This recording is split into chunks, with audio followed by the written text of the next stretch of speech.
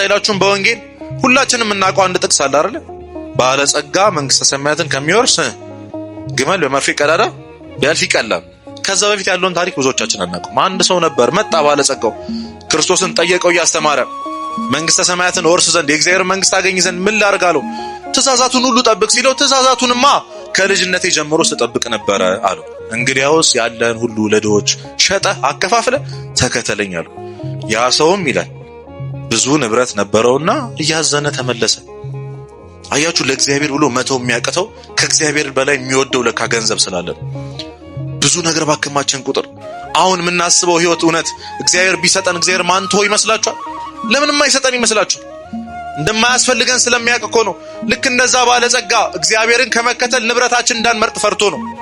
እንደማዋጣን ያውቃል። ዓለም መጨረሻ ላይ ደርሳ ሞት ሲመጣ ውይኔ ያውቄ እኮ ነው ትለናለች። እግዚአብሔር ጋር ሼም ይዞን እሱ ጋር መመለስ አቅቶን ወደዛ ስንመለስ ዓለምን ትከዳናለች። እውነተኛ ታማኝ ለታመኑለት የሚታመን አምላክ እግዚአብሔር። ለዛ ነው እነዚህ ሰዎች ከሁለቱ ባዶ ሆኑ። ስለዚህ መሃል ላይ ሰፈሩ። ያንን ቦታ ሰመርናሃ ወደድናት አሉ። እነዚህ ሰዎች ማን ተባሉ? ሳምራውያን ተባሉ። እየገባችሁ ነው ምዕመናን? ሳምራውያንና አይሁዳውያን የማይተባበሩትን ምክንያት ነው የምነግራችሁ። አይሁዳውያን በጣም የሚጠሏቸው የእግዚአብሔርን ትእዛዝ ያላከበረ ትውልድ ስለሆነ በእንጨት እንኳን አይነኳቸው። አንድ አይሁድ ተሳስቶ ተገፋፍቶ ከአንድ ሳምራዊ ጋር ቢነካካ ቤቱ ለመግባት በ6 ጋን ውሃ ይታጠባል። በስንት አልኳችሁ? ይሄ ውሃ እኮ ዘንድሮም የለም እኮ። በጣም ነው የሚጠሏቸው። ከአንድ ሳምራዊ መርፌ መግዛት አይቻልም። መርፌ አስቡት። በዚህ በጣም በሚጠላሉ ማህበረሰብ ስለዚህ አንድ አይሁዳዊ አንድን ሳምራዊ ምን አላት? ዛሬ ውሃ ምን በይ። አይሁዳውያን ይውላችሁ አንድን ሳምራዊ ውሃ ጠጪኝ ከሚሉ በጥም ቢሞቱ ይመርጣሉ። በጥም ቢሞቱ ይመርጣሉ። ተሸንፈው ጭራሽ ሊለምኗቸው በፍጹም። ክርስቶስ ግን ያንን ታሪክ ሰበረ። ይህን የትዕቢት የኩራት ታሪክ ሰበረና ራሱን ዝቅ አድርጎ ምን አጠጭኝ አላት። እሱ እኮ ጌታ እኮ ውሃ ጠጭኝ አላት። ለዛ ነው ተደንቃለች። ታዲያ እንዴት አወቀች አይሁዳዊ መሆኑን ካላችሁኝ የመጀመሪያው ባለባበሱ። እስኪ ባለባበሱ በሉ፣ ሁለት ባነጋገሩ በሉ። ስታየው አለባበሱ አይሁዳዊ ነው። ያን የሚያወሩበትን ቋንቋ የሚናገርበት አክሰንት ምናዊ ነው? ምናዊ ነው? አይሁዳዊ ነው ክርስቶስ። ስለዚህ በልብስ ነው የገመተችው ቀድማ። ባነጋገሩ አይታ አንተ አይሁዳዊ ነህ፣ እኔ ደግሞ ምናዊ ነኝ። ሳምራውያንና አይሁዳውያን እንደማይተባበሩም እንዴት ውሃ ትጠይቀኛለህ አለች። በልብሱ ገመተችው። ብዙዎቻችን በተለይ በዚህ ትውልድ ሰውን ምን ገምተው በልብሱ። ጥሩ ለለበሰ ሰው ያለን አመለካከት ታውቃላችሁ። ትንሽ ያደፈ ደግሞ ራሱን ያልጠበቀ ሰው ስናይ ምዕመናን ቦርሳችንን ጠበቅ አላረግንም፣ ሌባ መስሎ ኪሳችንን ጠበቅ አላረግንም፣ ንብረታችንን አልያዝንም፣ ስልካችንን አልሸጎጥንም። ገና ከሩቅ አይተን እግዚአብሔር ይስጥልኝ ለማለት ወይም ደግሞ ለመመጽወት ዝርዝር አልፈለግንም። ልብሳቸውን አይተን ያሉበትን የህይወት ደረጃ የኑሮ ደረጃ አይተን በልብስ ገምተን ገና ከሩቅ የፈርንባቸው ሰዎች አሉ። ከሩቅ የተጠነቀቅናቸው ሰዎች፣ በልብሳቸው ያከበርናቸው፣ በልብሳቸው የናቅናቸው ሰዎች አሉ። ስለነዛ ቀናቶች እውነት እግዚአብሔር ይቅር ይበላል። በልብስ ሰውን ከመገመት እግዚአብሔር ያውጣል። በጣም ጸያፍ ነገር ነው ሰውን ባለባበሱ መገመት። ቀድማ አይተዋለች፣ አይሁዳዊ ናንተ አለችው።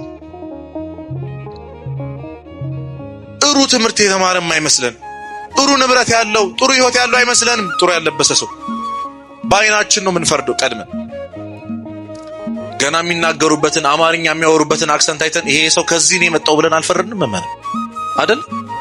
ይሄ ሰው የከተማ ሰው አይደለም ብለን ያገለልነው ስንት ሰው አለ። ቀድማ ፈረደችበት። ሰው ላይ እንደ መፍረድ ትልቅ ኃጢአት የለም ምዕመናን። መፍረድ ማለት በእግዚአብሔር የፍርድ ዙፋን ላይ መቀመጥ ማለት ነው። ክርስቶስን ማስነሳት ነው፣ ከዙፋኑ ማስነሳት ማለት ነው። ጭራሽ ባይን ስለማናውቀው የህይወት ታሪክ አናውቀውም እኮ ያነሳው አለባበሱን ብቻ አይተን አነጋገሩን ብቻ አይተን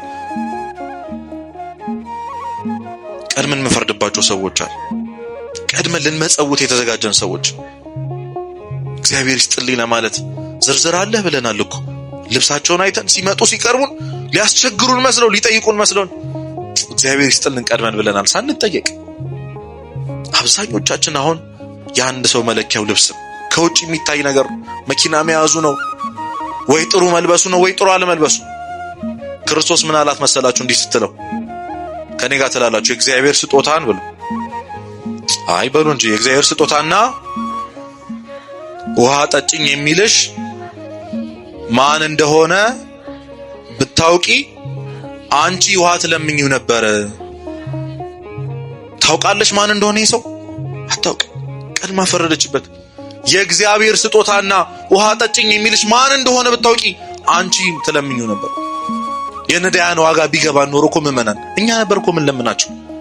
ቅዱስ ዮሐንስ አፈወርቅ መጥተህ ቤተ መቅደስ ውስጥ 1000 ሻማ ደርድረ ልታበራ ትችላለህ። ለእግዚአብሔር ስጦታ ሰጠሁት ብለህ እመነኝ፣ ያን ያበራውን ሻማ በር ላይ ዘለህ የመጣው የነዳዩ እንባ ያጠፋብሃል። እየሰማችሁኝ ነው? ከዛሽ በር ላይ ዘለናቸው የመጣናቸው ነዳያን እነሱ ጋር የሌለው ክርስቶስ እዚህ ቤተ መቅደስ አይገኝም። ሰው ውስጥ ያላገኘነው ክርስቶስን የትም አናገኘው። እነሱን ካላገበርን እግዚአብሔርን አናከብርም። እነሱን ከናቅን የምንቀው ማንን ነው? እግዚአብሔርን። ብራባ በልታችሁኛል ወይ ብጠማ አጠጣችሁኛል ወይ ይለናል እኮ። ያን ጊዜ ምን ይሉታል? የት ተርበህ አግኝተን፣ የት ተጠምተህ አግኝተን፣ መቼ ታስረህ ክርስቶስ ሆይ መቼ ታመህ ነው ምን ጠይቅህ? አንተ ምን ሆነ ታውቃለህ? ለነዚህ ለታናሾቻችሁ የምታደርጉት ሁሉ ለእኔ እንዳረጋችሁ ትቆጥረዋለሁ። እየሰማችሁኝ ነው? አዎ። ስለዚህ ሁል ጊዜም ነው የምላችሁ፣ በተለይ የተናቀ ሰው ስናይ፣ በተለይ ዝቅ ያለ መሰለን ሰው ስናይ ክርስቶስ ሊሆን ይችላል። እግዚአብሔር ስለዛ ሰው የእግዚአብሔርን ስጦታ ከዛ ሰው ልንቀበለው የምንችለው አስቡት። ለእግዚአብሔር ብር ማበደር እንዴት ያለ ነገር ነው! ለነዳያን መስጠት ማለት እኮ ለእግዚአብሔር ብር መስጠት እኮ ነው። በሰማይ ቤት መስራት ማለት ነው። መመጽወትን የመሰለ ቅዱስ ዮሐንስ አፈወርቅ እንዴት ያደንቃታል መሰላችሁ ምጽዋት። ለእግዚአብሔር ብር መስጠት፣ እግዚአብሔርን ማበደር ማለት ነው። በሰማይ መልሰን የምንቀበለውን ዋጋ ዛሬ በምድር መስጠት ማለት እኮ ነው መመጽወት። እኛ ግን አይመስለንም። ይሄን ጉባኤ ስንጀምር ምን ብለን የጸለዩ አባታችን ሆይ፣ ከዛስ ታውቁታላችሁ አይደል? ጸሎቱን በሰማያት የምትኖር ከዛስ ጮክ በሉ እንጂ ስምህ ይቀደስ፣ መንግስት ትምጣ፣ ፍቃድ በሰማይ እንደሆነች እንዲሁም በምን ትሆን። ከዛ ምናችንን ስጠን እስኪ የዕለት በሉ እንጀራችንን ዛሬ ምን በለን ስጠን። ለምሳሌ ሁለት ወንድማማቾች ቢኖሩ ቤት ውስጥ አንዱ ሄዶ ሁለቱ ቢርባቸው አንዱ ሄዶ ወደ አባቱ አባዬ እራት ስጠን ብሎ ያንን እራት ብቻውን ቢበላው ተገቢ ነው? ምክንያቱም ይሄ ሰውዬ ለኔም ለወንድምን ምን በለን ያለው ስጠን ያለው ስጠኝ አይደል? ለዛ እኮ ነው ቤተክርስቲያን ክርስቶስም ሲያስተምረን ይህንን ጸሎት የዕለት እንጀራዬን አይደለም የዕለት እንጀራችንን ነው። ስለዚህ ዛሬ የተቀበሉ ዛሬ በልታችኋል ጠጥታችኋል አይደል ምእመናን? አይደለም? እግዚአብሔር ሲጀመር የከፈተውን ጉሮሮ ሳይዘጋ ያድር እንደሚሰጠን የታወቀ ነው። ጠይቀነዋል። የዕለት እንጀራችን ዛሬ ስጠን ብለናል። ሰጥቶናል። ሲሰጠን ግን ለኛ ብቻ አልነበረም። ስንጠይቅ እኮ የዕለት እንጀራችንን ነበር ያለው። ለኛ ስጠን፣ ለኔና መንገድ ዳር ለወደቀው ለዛ ለነዳዩ እንጀራ ስጠን። ዛሬ የተቀበልነውን ቁርስ እኮ ለኛም ለነዳዩም ነበር። እኛ ግን ብቻችንን በላን ሳናካፍለው። እግዚአብሔር ምን ያህል እንደሚጠይቀን አስቡ። ሰውን ማክበር፣ ነዳያንን ማክበር፣ ክርስቶስን እንደሆኑ ማሰብ ያስፈልጋል። አንድ አባት እንደ ይሁዳ እንደ ዮሴፍና እንደ ኒቆዲሞስ ብትሆን ደስ ይልሃል ወይ? ክርስቶስን ብትገንዘው ብትቀብረው ደስ ይልሃል? አዎ ካልከኝ ብዙ የሚቀብራቸው ያጡ ሬሳዎች፣ ብዙ ክርስቶሶች አሉ የታመሙ፣ ብዙ የተራቡ ክርስቶሶች አሉ። እግዚአብሔርን ማግኘት የምትፈልጉ ከሆነ ምእመናን ነዳያን ጋር መሄድ፣ የተናቁ ጋር መሄድ፣ ክርስቶስ የሚገኘው እነሱ ጋር። ለዛ ነው ከነሱ ልንቀበለው የሚገባን ዋጋ እጅግ ትልቅ ነበር። እኛ ግን ስለናቅናቸው ክርስቶስን አላገኘነው። የእግዚአብሔርን ስጦታና ውሃ ጠጭኝ የሚልሽ ማን እንደሆነ ብታውቂ አንቺ ትለምኚው ነበር። እኛን ለምናቸው ነበር። በእውነት ክርስቶስን በእነሱ ውስጥ እንደምናገኛቸው ብናውቅ ጠያቂዎቹ እኛ ነበር። ስለዚህ ከዛሬ ጀምሮ ነዳያንን ማክበር፣ እነዚህ እኮ ክርስቶሶች ናቸው። እግዚአብሔር በእነዚህ የተነሳ ለነሱ ለመስጠት በማረገው ጥረት የሚሰጠኝን በረከት አላውቅም። ዛሬ እኮ ተማረናል እኮ አይደል? ቆሎ ደፍቶ እንደው የሆነ ሜትድ ምናምን እያረጉ ይጠይቃሉ አይደል ምእመናን? ሁላችንም የአዲስ አበባ ሰዎች ነን እኮ አንወሻሽ። ቅዱስ ዮሐንስ አፈወርቅ ዘዴ እየመራረጡ ዘዴ እየቀያየሩ እንዲህ የሚያደርጉት ትዕቢተኛ ስለሆኑ አይደለም፣ ብልጣብልጥ ስለሆኑ አይደለም፣ አንተ ጨካኝ ስለሆንክ ነው። እየሰማችሁኝ ነው? ቢጠይቁን እኮ እንደማንሰጣቸው ስለሚያውቁ እኮ እነዚህ ሰዎች የኛን ክፉ ልብ የኛን ደንዳና ልብ ለማራራት ብለው እኮ ነው ዛሬ የሆነ ዘዴ እየቀያየሩ እንደታመመ ሰው የሆነ ነገር እንደከሰረው ሰው ቆሎ እንደተደፋበት ሰው የሚሆኑት። ለምን ይመስላችኋል? ስጠኝ ቢሉን እንደማንሰጣቸው ስለሚያውቁ የኛን ክፉ ልብ ስለዚህ የእነዚህን ሰዎች ኃጢአተኝነት አይደለም የሚያሳየው፣ የአንተን ልበ ደንዳናነት ነው የሚያሳየው። የማይራራ ልባችን እኮ ነው የሚያሳየው። ዛሬ ግን ልክ እነዚህ ይሄ እኮ ተበላበት እኮ ነው የምንለው አይደል? ይሄ እኮ ኧረ የተበላበት ሌላ ነገር ሞክር ምናምን ነው የምንለው። አሹፈንባቸው ነው የምንሄደው። ዛሬ ዳቦ ግዛልኝ የሚሉ ህጻናት ኧረ የሆነ ነገር ሊያረግበት ነው አይደል? ሊጠጣበት ነው ሊያጨስበት ነው ብለን ነው እንከለክላቸው። የህይወትን እንጀራ ሊሰጡን ነበር እኮ ክርስቶስ እነዛን ሰዎች ወደኛ ህይወት የላከው የህይወትን ዳቦ ሊሰጠን ነው እኮ ዳቦ ውስጠኛ ያሉት። እኛ ግን በቃ ታውቃላችሁ የምናደርገው። እግዚአብሔር እንደው ይቅር ይበለን። ለዛ ነው የእግዚአብሔርን ስጦታ ነበር የምንቀበለው በእነሱ። የእግዚአብሔርን ስጦታና ውሃ ጠጭኝ የሚልሽ ማን እንደሆነ ብታውቂ አንቺ ትለምኙ ነበር አላት። አሁን ይህንን ሲያወራ ይቺ ሳምራዊት ሴት እንግዲህ አሁንም ያለችው ዓለማዊ ጉዳይ ላይ አንቺ ትለምኙ ነበር፣ አንቺ ውሃ ጠጣኝ ትዩ ነበር ሲላት ስታየው እጁ ላይ ምንም ነገር የለም። ርዕሳችን ምን ነበር? ጌታ ሆይ ምን የለህም? መቅጃ የለህም፣ ጉድጓዱ ደግሞ ጥልቅ ነው፣ እንግዲህ የህይወትን ውሃ ከየት ትሰጠኛለህ አለች። ውሃ ጠጭኝ ትይ ነበር ሲላት እጁ ላይ ምንም የለም፣ መቅጃ የለም። በእጁ እንዳያጠጣኝ ጉድጓዱ ደግሞ ምንድነው? ጥልቅ ነው፣ እንግዲህ ከየት አምጥተህ ልትሰጠኝ ነው አለች። ይህን ቃል እንግዲህ ስናስብ መቅጃ የተባልነው ምዕመናን እኛ ነን። የእግዚአብሔር ቃል በየቀኑ የሚቀዳበት ቅድም እንዳልኳችሁ የዕለት እንጀራችንን ስጠን ዛሬ ብለን የለመንነው እኮ ስለምን በላው ብቻ አይደለም። እንጀራ የተባለው ቃል እግዚአብሔር ነው። ዛሬ ቃል እግዚአብሔር ተመረናል አልተማርንም? ሰጥቶናል። ብዙ ጊዜ እኮ ጠይቀ ነው ሰጥቶን ፊታችንን አዞረን ሄድነው እኛ። ዛሬ እኮ ስልካችንን ተጠቅመን ቃል እግዚአብሔር መማር እንችላለን። ድሮ አባቶቻችን በመከራ የሚያገኙትን ቃል እግዚአብሔር ዛሬ ቤት ውስጥ ቁጭ ብለን አልጋችን ላይ ተኝተን መማር እንችላለን። እኛ ግን ምንም አይመስለን። ጠይቀ ነው የዕለት እንጀራ ስጠን ጌታ ሆይ ብለ ነው ስለሚበላውና ስለሚጠጣው ካሰብን ካገኘን በኋላ እኛ ዞር ብለናል። የዕለት እንጀራ ማለት እኮ ቃል እግዚአብሔር ነው። የዕለት እንጀራ ማለት እኮ ስጋና ደሙ ነው። ይኸው ቤተክርስቲያን በየቀኑ ቀድሳ ስጋና ደሙን ትፈትታለች። የሚቀበለው አጥቶ ግን ይመለሳል። ሊጠይቀውኛል ነበር እኮ ነው የሚለን እግዚአብሔር። እኛ እግዚአብሔርን የምንፈልገው ለምንድን ነው? ለምንድን ነው እግዚአብሔር የምንፈልገው? አንድ ምሳሌ አንስቼ ትምህርቴን እንጨርሳለሁ። ማቴዎስ ወንጌል ምዕራፍ 5 ላይ ከኔ ጋር ናችሁ አይደል? ማቴዎስ ወንጌል ምዕራፍ 5 ላይ እንግዲህ የተራራው ስብከት የሚባሉት ምዕራፍ 5 ምዕራፍ 6 እና ምዕራፍ 7 ናቸው። እንግዲህ ያን ጊዜ በጣም ብዙ ህዝብ ተከትሎት ስለነበር ተራራ ላይ ወጥቶ ነው ያስተማረው። የደብረ ዘይት ተራራ ላይ ወጥቶ ነው ያስተማረው። እና ትርጓሜያችን የተከተለው የ5 ገበያ ህዝብ ነበር ይላል። የስንት ገበያ ህዝብ? የአንድ ገበያ ህዝብ በጣም ብዙ ነው አይደል? ስንት እጥፍ ማለት ነው? 5 እጥፍ። በጣም ብዙ ናቸው። በጣም ብዙ ህዝብ ተከትሎታል። ድምፁ እንዲሰማ ተራራ ላይ ከፍ ብሎ ነው አፉን ከፍቶ ማስተማራቸው ያለው። እንግዲህ አባቶች ሲተረጉሙ እነዚህ የ5 ገበያ ህዝቦች እግዚአብሔርን የፈለጉት ክርስቶስን የተከተሉት ስለ 5 ምክንያቶች ነው ይላሉ። ስለ ስንት ምክንያቶች? መልሼ እጠይቃቸዋለሁ። እሺ በደንብ አዳምጡ። የመጀመሪያዎቹ ስለሚያበላቸውና ስለሚያጠጣቸው እንዲያበላቸውና እንዲያጠጣቸው ብለው ከዛ በፊት ያ ሁሉ 5000 ህዝብ 5000 አባወራ ሴትና ልጆች ሳይቆጡ በጣም ብዙ ተከትሎት ተርበው ነበር። እነ ጴጥሮስ መጥተው ጌታው ይሄ ህዝብ ተራበ ወደ መጡ በሸኛቸው ሲለው ያለውን አምጣው አለው። 5 እንጀራና 2 ዓሣ አበርክቶ ሲያበላቸው ትዝ ይላቸዋል አይደል? ያ ሁሉ ህዝብ በልቶ ጭራሽ 12 መሶብ ተርፎ ተነሳ። ያንን ስለሚያውቁ ዛሬም ያበላናል ብለው ተከትሎታል። ንጉስ እናርገ ብለውት ነበር እኮ ክርስቶስ ስላበላቸው ስላጠጣቸው። ምንም ሳንለፋ ሳንሰራ ገንዘብ ሳያስፈልገን እንዲጠግበን የሚያበላን ሰው ካገኘንማ ዘወትር እንከተለዋለን። ለምን አንከተለውም? ቤቴ ምን እሰራለሁ? ከሱ በረከት ከሰማይ በረከት የተገኘውን እንጀራና ዓሣ እየበላሁ አብሬው እኖራለሁ ብለው ስለሚያበላቸውና ስለሚያጠጣቸው ብቻ የተከተሉት ሰዎች አሉ። አንደኞቹ ስንት ቀረን? 4 ቁጥር ትችላላችሁ። 5 ሲቀነስ 1 ስንት ነው? 4። ሁለተኞቹ ተአምራቱን ለማየት ነው። ምኑን አልኳችሁ?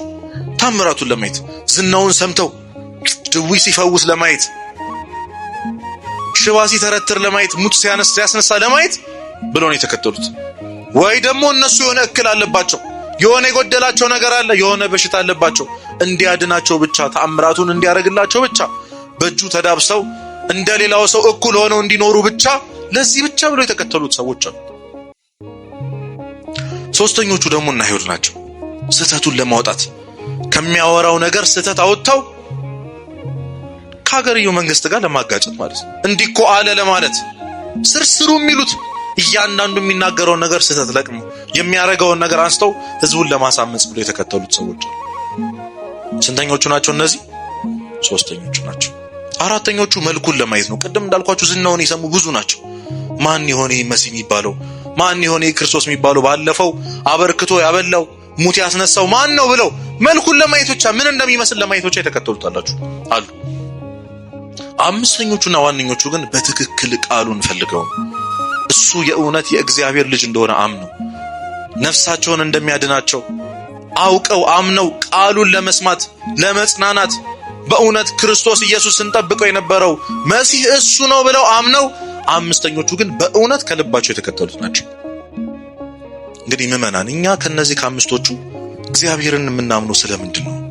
የምን ራሳችንን ስንጠይቀው እሱ እኮ እንዳደረገልን የሆነን ሰዎች እንደተደረገልን እንደተሞተልን ሰው ነው የምንኖረው? እውነት አንድ ክርስቶስ ራሱን በመስቀል እንደተሰዋለት ሰው አንድ አምላክ መጥቶ ወርዶ ደሙን እንዳፈሰሰለት ሰው ነው ወይ የኖርን ያለነው? መቅጃ ማለት እኮ የእግዚአብሔር ቃል ዘወትር የሚቀዳበት እኮ ሁልጊዜ ተምረናል፣ አውቀናል፣ ስለ ስቅለቱ ሰምተናል። ግን እኛ ለክርስቶስ ምን አደረግንለት? መቅጃ የለህም፣ ስሜ በአሕዛብ ዘንድ ስለእናንተ ይሰደባል ተብሎ እግዚአብሔርን አሰደብ ነው። የድሮ ክርስቲያኖች እኮ ምዕመናን ይኸውላችሁ አንድ አሕዛብ መጥቶ ለምሳሌ ሲቀላቀሉ የሆነ አሕዛብ መጥቶ እኮ እንደው ትሁት ከተጫወተ ዝም ካለ ከአፉ ስድብ ከጠፋው ምን እንደሚባል ታውቃላችሁ? ዛሬ ከክርስቲያኖች ጋር ነው እንዲህ ያልከው ነው የሚባል። እየሰማችሁ ነው? ይሄ ግን የድሮ ክርስቲያኖች መገለጫ ነው። አሰድባናታል ቤተክርስቲያን እንዳልተማረ ሰው እንዳላወቀ ሰው አምላክ እንዳልሞተለት ሰው ነው ግን ምን ኖሮኛ እግዚአብሔርን የምንፈልገው ለራሳችን ጥቅም ነው። የመጀመሪያዎቹ ለምግብና ለመጠጥ ብለው የሆነ ነገር እንዳይጎልብን የሆነ ነገር ሲጎልብን ቤተክርስቲያን እንመጣ የሆነ ነገር ሲጎልብን የሐዘን ሰዓት ቤተክርስቲያንን ምን ከፍለ ቤት ኪራይ ስናጣ ከሰው ስንጣላ ምን ሄድበት ስናጣ የሐዘናችን ሰዓት እግዚአብሔር ጋር መሸሸጊያችን ነው።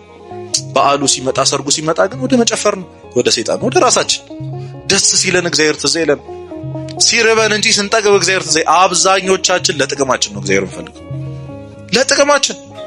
ከምስጋና በፊት እኮ ልመና ሮሮ እኮ የሚቀርም አይደል? ጸሎታችን ይሄን አርግልኝ፣ ስራ ስጠኝ፣ ደሞዜን እንደው አስጨምርልኝ፣ እንደው እግዚአብሔር አላሳዝንም። ንዝንዝ ነው የምናደርገው። ማማረር አይወደኝም እንላለን ገና የሆነ ነገር ስናጣቁ። መተንፈሳችን፣ መብላት መጠጣታችን፣ መራመዳችን እየኖርን እንደሆነ ኃጢአታችን ሳይቆጥርብን በሞት አለመውሰዱን መታገሱን ቸርነቱን ትተን እኛ የሚታየን የሆነ የጎደለን ነገር የሆነ የጎደለው ጓዳችን ነው ትዝ የሚለን፣ መሶቡ ነው ትዝ የሚለን። እንደ ሰው እኩል አለመኖራችን፣ እንደ ሰው መኪና አለመንቀሳቀሳችን፣ ዛሬ ሶሻል ሚዲያ ላይ የምናያቸውን በጣም የተሳካላቸው የሚመስሉ ሰዎች እነሱን አለመሆናችን እግዚአብሔር እኔን አይወደኝም ማለት እንጀምራለን። እሱ እኮ እስከ ሞት ነበር የወደደን። እኛ ግን ስለምንበላና ስለምንጠጣ ብቻ ነው የምንፈልገው። እሱ ማሳያ ደግሞ አንድ ቀን ሲጎለን እግዚአብሔር እንዴት እንዳማረርን ሁላችሁም ታውቃላችሁ። መመን አንድ ቀን ሲያጎልብን እንዴት እንደሆነ ምን አረኩ ብለን እንኮና በጣም አጸያፊ ቃል ልንገራችሁ መመን። እንደው ምን በደልኩ አይባልም እግዚአብሔር። እንደዛ ስትሉት ራሱ እየበደላችሁ ትንሽ ነገር ሲጎልብን ማማረር ነው። ቀና ብለን ምን አረኩ ሰው ስንቱ ገሎ ምን ብሎ እየኖረ አይደል? እኔ እንደዚህ እንዴት አጣር ኃጢአተኞች በሀብት ሲንበሻበሹ እያየን ለእግዚአብሔር ለመታመን ምን ጠሮ ግን ደሃ ስንሆን እግዚአብሔርን እናማራለን። እኚህ ሰዎች እኛ ነን ለምግብና ለመጠጥ ብቻ ክርስቶስን የሚፈልጉት። ሁለተኞቹ ለታምራት ነው ቤተክርስቲያንን ክርስቶስን የሚፈልጉት። ጸበል ላይ ትኩረት የሚያደርግ ሰው አጣቁ። በቃ እዚህ ገዳም ይሄድ እዛ ገዳም ይሄድ የእንትን ጸበል ፈልቆ ምናምን ምንል ሰዎች ክርስቶስን በእውነት አምላክነቱን አስበን ቤተክርስቲያን ውበቷን አስበን አይደለም እንመጣው። ጸበሏ ብቻ ቅዳሴ የተቀደሰ በጓሮ ዞሮ ጸበል የሚሄድ ሰው ለሁሉም ጸበል የሚል ሰው። በእርግጥ በጸበል ሳናምን ቀርተን እኮ አይደለም፣ ግን የቤተክርስቲያን ዓላማ የክርስቶስ ዓላማ በዚህ ምድር ጤነኛ ሆነን እንድንኖር አይደለም። በነገራችን ለዛ እኮ ነው ዛሬ በየአዳራሹ ሄደው ተዛይላችሁም ሲድኑ ምንድነው የሚሉት? ብዙ ገዳም ዞር ያለው አይደል? ብዙ ጸበል ተጸብያለሁ ግን ጌታዬን እዚህ ያገኙት ይላል። አያችሁ ለካ እነዚህ ሰዎች ክርስቶስን ይፈልጉት የነበሩት ለስጋዊ ደህንነታቸው። ትንሽ ታመን ካልዳንን እግዚአብሔር የለም። እኔን አያድነኝም ሌላውን ሰው ያዳን እንላለን። አብረን ከነሱ በላይ ብዙ ዓመት የተጠመቅነው እኛ ሳንድን ዛሬ መጣው የሆነ ሰው ሲድን አይተን እግዚአብሔርን ይባል። እግዚአብሔር የለም ቢኖርማ ያዳለም።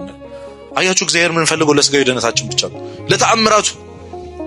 ትክክል እውነት የቤተክርስቲያን ትምህርት ከሚያስተምሩ መምህራን ይልቅ እኮ ዛሬ የሆነ አጋንንት የሚያወጡ ስለ ጸበል የሚያወሩ ስለ አጋንንት የሚያወሩ ሰዎች እኮ ነው በጣም ትኩረት የሚያገኙ አይደል? እንደዚህ አይነት ጥላ ቡዳ ምናምን እንደዚህ ነው የምንወደው እኛ። እውነተኛውን የእግዚአብሔር ቃል መማር ግን አንወድም። እውነተኛውን ውሃ የሆነውን አንዴ ከጠጣ ነው የማያስጠማውን ያንን ውሃ እንፈልግም እኛ። ያጋንንት ወሬ ግን ደስ ይላል። የገዳም ወሬ የጸበል ወሬ ነው ደስ የሚለን። እዚህ ቦታ ሂድ ትድናለህ ምናምን ማለት ነው ደስ የሚለን። እውነተኛው መድኃኒት እኮ ስጋና ደሙ ነው። ክርስቶስ ይወላችሁ ያለ ጸበልም በጸበልም ያድናል። አለመዳንም እንችላለን። እኛ አያሳስበንም። የሚያሳስበን የነፍሳችን ቁስል ነው፣ ነፍሳችን አለመዳኑ ነው። እኛ ግን የታመመው እግራችን እንደው የሆነ አካላችን ነው ትዝ የሚለን። እንደው ይሄ ነገር እኮ አለቃል የት ብሄድ የት ብጠመቅ ይሻላል ማለት ነው ትዝ የሚለን። እግዚአብሔርን ለታምራቱ ብቻ ምንፈልግ ሰዎች አለን። ደሞ ስተት ፍለጋ የሚመጣ ሰው አለ። እዚህ ጋር የሚቆሙትን ሰዎች አባቶችን ለመተቸት ዲያቆናቱን፣ ካህናቱን፣ መምህራኑን ለመተቸት የሚመጣ ሰው ደግሞ አለ። አይ ዛሬ ደግሞ እንደው አበላሹት ምናምን የሚል ሰው፣ ዛሬ ዘንድሮ ካህን ምናምን የሚል ሰው። የኛ ድርሻ ትዝ አይለንም፣ አባቶችን መስደብ ሆኗል። የዚህ ትውልድ ስራ ደግሞ ታውቃላችሁ። አንተ ንስሐ ገብተሃል ወይ? አንተ እግዚአብሔርን አስደስተሃል ወይ? ስጋው ደሙን ተቀብለሽ እግዚአብሔርን አክብረሻል ወይ? ቤተክርስቲያን የምታዘውን ሁሉ አድርገሻል ወይ? መጀመሪያ ስለ ሰው ከማውራታችን በፊት ቅድም እንዳልኳችሁ ፈራጅነት ነው ያለው። ሁሉም ወጣት ለሃይማኖቴ መዋች ነኝ ይላል። ቤተክርስቲያን እኮ እንድትሞትላት አይደለም የምትፈልገው፣ እንድትኖርላት ነው። እግዚአብሔር የሚሞትለት ያጣ መስሏችሁ ነው? ይቺ ቤተክርስቲያን የሚሞትላት ሰው ያጣሽ መስሏችሁ? የሷ ዓላማ እኮ ሰማዕታትን ማብዛት አይደለም፣ ደም እንዲፈስ መፍቀድ አይደለም። በትክክል ክፉ ልማዳቸውን፣ ኃጢአታቸውን፣ ሱሳቸውን ትተው የሚመጡ ከስጋዊ ነገር ሰማዕት ሆነው የሚመጡ ወጣቶች የምትፈልገው ቤተክርስቲያን። የሷ ዓላማ እኮ አንተን በክርስቶስ ቀኝ ማሰለፍ ነው እንጂ ለሃይማኖቴማ ሟች ነኝ ብለ እዛ ስንጠጣበትና ስንዘልበት ከነበረበት ቦታ ዘለን እንድንመጣ አይደለም። ይሄ አያኮራትም ቤተክርስቲያን። መተበየቀኑ የምትፈተትልህን ስጋና ደም ተቀበል።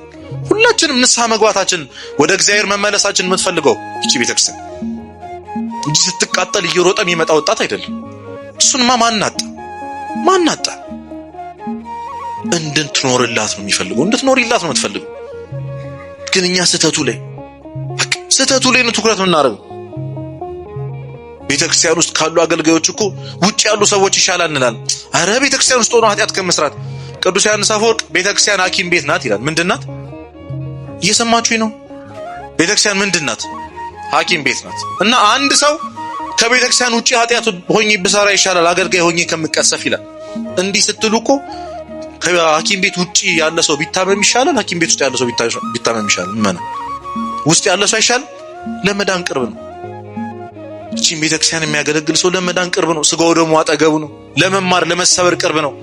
ከሩቅ ሆኖ መከተል አያዋጣም። ምን እግዚአብሔር በቤት ውስጥ ያሉትን ለመማር ቅርብ ነው። እንደው አስቡት ዛሬ ክርስቶስ እንደው ቢመጣ እዚህ ውስጥ ያለ ነው ከና ኃጢአታችን ቁጭ ብለን አሁን ብርዱን ምኑን ይዘን ታገሰን ቁጭ ብለን እየተማርን ያለንን ሰዎች ውጭ ያሉትን ሰዎች ነው እንደው ሊጸድቁ እንኳን ቢችሉ ውስጥ ያለ ነው። ሞት ቢመጣ ምን እያደረግን እንዲወስደን የምትፈልጉት? ቤተክርስቲያን ሆነን ብንሞት አይሻል? ተመላልሰን ብንሞት አገልግለን ብንሞት አይሻል? ከሩቅ ሆኖ አይባልም መመናን። ለዛ ነው ስህተት የሚፈልጉ ሰዎች አሉ። ገና መተው የሰው ስህተት ብቻ የሚታያቸው እግዚአብሔርን የማያዩ ሰዎች አሉ። ክርስቶስ መጥቶ ምን ላደርግልህ ትወዳለህ አለው አይነ ስውሩ። አይኔን አብራልኝ አለው። ሲዳብሰው አሁን ምን ይታያል ይለዋል። ሚንዣዋዥው ሽንበቆ ይታየኛል አለ። ክርስቶስ ድጋሚ አይኑን ሲዳብሰው ያኔ ክርስቶስ ታየው። አሁን እኛ መተን የሚታየን እኛ እዚህ ጋር ያለው እኔ ኃጢአተኞቹ ይህችን ቤተክርስቲያን ስም የምናሰደበው እኛ ነን። ተዝም ይላችሁ የሚታያችሁ ትንሽ ታገሱ ምዕመናን። አይናችሁን ክርስቶስ ድጋሚ ሲፈውሰው ማን ይታያችኋል? እግዚአብሔር ክርስቶስ ይታያችኋል። እስከዛሽ ግን መታገስ ያስፈልጋል። እዚህ ውስጥ ካሉት ሰዎች ተሻግሮ መቅደሱን ማየት ክርስቶስን ማሰብ ያስፈልጋል። ደግሞ ሐኪም ቤት ውስጥ እንዴት በሽተኛ ይኖራል ይባላል ወይ? ሐኪም ቤት ሄዳችሁ ይሄን የመሰለ የተከበረ ቦታ ላይ ዶክተሮች ያሉበት እንደዚህ አይነት ቦታ ላይ እንዴት በሽተኛ ይኖራል ይባላል? አይባልም። ሁላችንም ታካሚዎች በሽተኞች ነን። ልንታከም ነው የመጣው። ቤተክርስቲያን ውስጥ ብዙ ኃጢአተኛ ይበዛል። ምክንያቱም መድኃኒቱ እዚህ ስላለ፣ ሌላ ምንም አይደለም። ይሄ ለስተት የሚፈልጉት ነው። አራተኛው ደግሞ እንዲሁ ለማየት የሚመጣ ሰው አለ። እንደው ዛሬ እስኪ ጉባኤ ያለ ተብሏል እስኪ እንደው ሊያቸው ብሎ የሚመጣ ሰው፣ የማይማር ጎንበስ ብሎ ስልኩን የሚጎረጉር ምንም አይመስለው ፎቶ ለማንሳት ቪዲዮ ለመቅረጽ የሚመጣ ሰው፣ ትዝም አይለው ቃል እግዚአብሔር ክርስቶስ ትዝም አይለው ማለት ነው።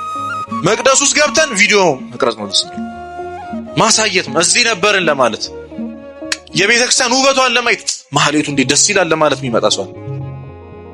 ስለ ንስሐ ስለ ስጋው ደሙ ስትጠይቁት ምንም አያውቅም። ቤተክርስቲያን ግን በየቀኑ እንመላለሳለን። እንደው ረፍት ይሰጣል፣ ሰላም ይሰጣል ምንል ሰዎች አለን።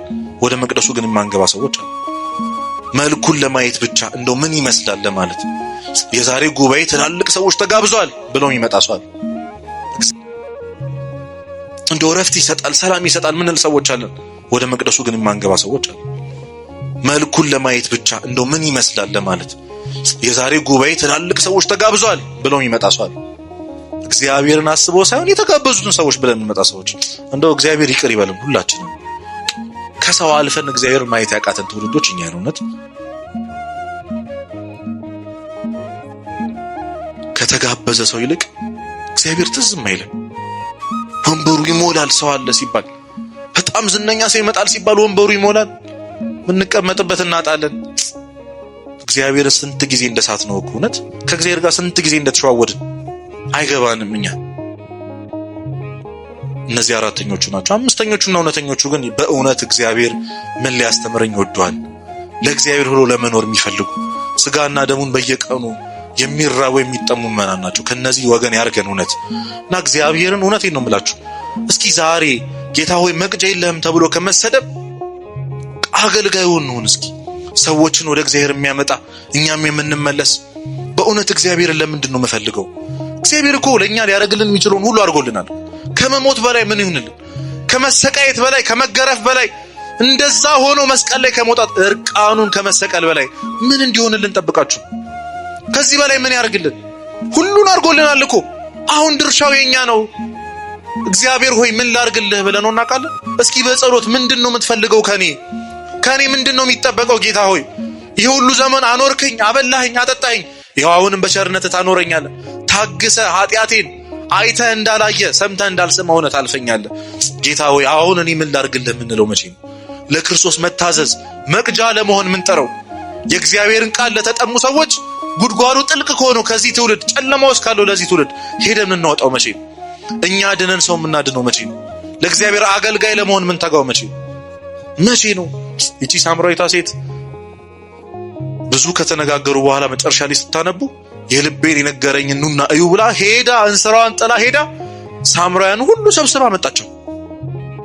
ሁሉንም እኛ እኮ ዛሬ ስለ መንፈሳዊ ነገር ከጓደኞቻችን ጋር ለማውራት አይገባኝ ምናምን ነው ምንለው። እግዚአብሔር እኮ ያደረገልንን እውነት ቸርነቱን እኮ መስበክ ግዴታ አለብን። በይንበት ሁሉ እኮ እስኪ እግዚአብሔር ይመስገን ስንል ከልባችን ማመስገን፣ የሚያማርረውን ተስፋ የቆረጠውን ወጣቶች ሄደን እግዚአብሔር አለ ማለት አይጠበቅብን? እግዚአብሔር ስንት የጨለማ ቀን አሳልፎናል። ያን ያሳለፈን እኮ ለኛ ብቻ አይደለም። ዛሬ ጨለማ ውስጥ ያሉትን ሰዎች ሄደን እኔን እኮ ከዚህ ጨለማ ወጥቶኛል እግዚአብሔር አንተንም ያወጣሃል፣ አይዞ ወንድሜ ተስፋ አትቁረጥ ማለት ያስፈልጋል። ዛሬ ስንት ወጣቶች ናቸው ራሳቸውን የሚያጠፉት? እኛ የተማርነውን የተቀዳብንን መቅጃ ሆነን የተቀዳብንን ውሃ ማቀበል ስላቃተን ብቻ የተሰበርን መቅጃዎች ስለሆንን ዛሬ ዲያብሎስ በእግዚአብሔር ፊት ጌታ ሆይ መቅጃ እኮ የለህም። የምታያቸው ሰዎች ሁሉ ዛሬ ከተማርክ በኋላ ሲወጡ ይረሱታል። ትዝ አይለንም። አሁን ቤታችን ስንሄድ ሌላ ነገር ነው ትዝ የሚለን። እዚህ ቁጭ ብለን እራት ስለመስራት የምናስብ ሰዎች አለ። ምንም አያገባንም። እኛ ወጣቱ ያለበት ሁኔታ፣ ወንድሞቻችን እህቶቻችን ያሉበት ሁኔታ አያሳስበንም። ትተናቸው የመጣን አንተ መቼም ሰው አትሆንም ማለት ነው የሚቀናን። እኛ ሰውን በቃላቱ መስበር ነው የሚቀናን። ይሄ አይሻሻልም መቼም ማለት ነው የሚቀናን እኛ እንጂ ተስፋ መስጠት ለሰው ተስፋ መሆን ትዝ አይለንም። የተማርናትን ትንሽ የምናውቀውን እንኳን ቃል እግዚአብሔር ለሰው ማስተማር። እግዚአብሔር ሆይ በየትኛው መንገድ እንዳገለግል ትፈልጋለህ? በምድር እያለው ካረክልኝ አንዱን እንኳን ውለታ መመለስ አልችልም፣ ግን እንደው ምን ልሁን እንዴት ልሁንልህ ማለት ያስፈልጋል። የልቤን የነገረኝን በቸርነቱ ያኖረኝን እውነት ዘወትር እንዳመሰግነው የሚያደርገኝ በምስጋናው የሚያስለቅሰኝ ውለታው የሚከብደኝን ይሄንን ጌታዬን ኑና እዩት ብለን ሰዎችን ወደ ቤተክርስቲያን መምጣት አለብን። ዛሬ እኮ እዚህ ቤተክርስቲያን ስንመጣ ጥለናቸው የመጣን ቤት ያሉ ሰዎች እኮ አሉ። ስንመለስ አንተ እዚህ ተዘፍዘፍ ምናምን የምንላቸው ሰዎች፣ ና እንሂድ ማንላቸው ሰዎች አሉ። እግዚአብሔር ስለነዛ ሰዎች ይጠይቀናል። ሐዋርያት መጡ ምግብና መጠጥ ይዘው። እንደምታውቁት ክርስቶስ አልበላም አልጠጣም። ጌታ ሆይ ብላ ሲሉት እኔ በልቻለሁ አለ። እንዴ ምን በላ? የአባቴን ፈቃድ። አያችሁ ለካ ክርስቶስ ውሃ ጠማኝ ውሃ ጠጭኝ አላት። እውነት የሚታየው ውሃ አልነበርም፣ ለካ ነፍሷ ነው። አያችሁ ክርስቶስ ነፍሳችንን ነው የሚጠማው። የት ነህ ልጄ ወዴት ነው ያለው ነው የሚል። ስጋዬን ቆርሼ ደሜን አፍስሼ እየጠበቅኩ ነው ትላለች ቤተክርስቲያን። እዚህ በየቀኑ ጌታ ቆሞ ይጠብቀናል። በዛ ሰዎችን ማግኘት በማንፈልግበት የኃጢአት ጉድጓድ ወደ ሆነው ማንም የማያውቀው ያንን ጨለማ ክፍላችን ውስጥ በክርስቶስ ቁጭ ብሎ ይጠብቀናል ሊያድነን። ልጄ ርበኸኛል ጠምተኸኛል ለማለት ምን ያህል እንደሚፈልገን ምን ያህል እንደሚወደን ብታውቁ ምእመናን። እዛች መብራት አጠፍተን መኝታ ቤት ቁጭ ብለን ምንሰራት ኃጢአት ውስጥ ቁጭ ብሎ ይጠብቀናል። የኃጢአት ጉድጓዳችን ውስጥ ቁጭ ብሎ ይጠብቀናል። ውሃ ጠጣኝ ውሃ ጠጭኝ ይለናል። ሁላችንም ለእግዚአብሔር ብለን ለመኖር ንስሐ ለመግባት ሥጋው ደሙን ለመቀበል ከምንም በላይ የጠማውን የእኛን የንስሐ እንባ እንድንሰጥ እግዚአብሔር ይርዳን። ወስብሐት ለእግዚአብሔር።